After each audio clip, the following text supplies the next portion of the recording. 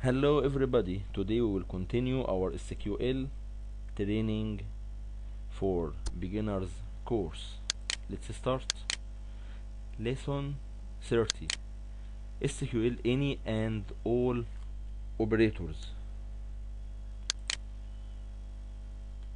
The ANY and all operators are used with a where or having a clause. The ANY operator returns true if any of the subquery values meet the condition. The all operator returns true if all the subquery values meet the condition. Any syntax: select column names from table name where column name operator any. Select column name from table name where condition. All syntax: select customer or column name from table name where column name operator all. Select column name from table name where condition. Too much easy. Note: the operator must have or must be a standard comparison operator, equal, not equal, greater than, and greater than equal, less than or less than equal. Below is a selection from the products table in the Northwind simple database, which contains the product ID, product name, shipper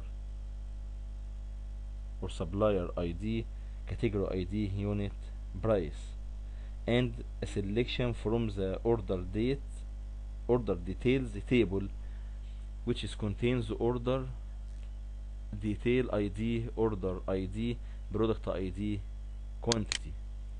SQL ANY examples.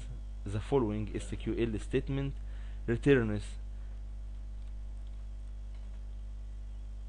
true and lists the product name if it finds any records in the order details table that quantity equal 10. Select product name from products where product ID equal any. Select product ID from order details where quantity equal 10. So the result number of records 31. The following SQL statement returns true and lists the product names if it finds any records in the order details table that quantity greater than 99. Select product name from products where product ID equal any. Select product ID from order details where quantity is greater than 99. So the result here is number of records is 2, only 2. SQL ALL Examples. The following SQL statement returns true and lists the product name if all the records in the order details tables has quantity equal 10. Select product name from products where product ID equal all.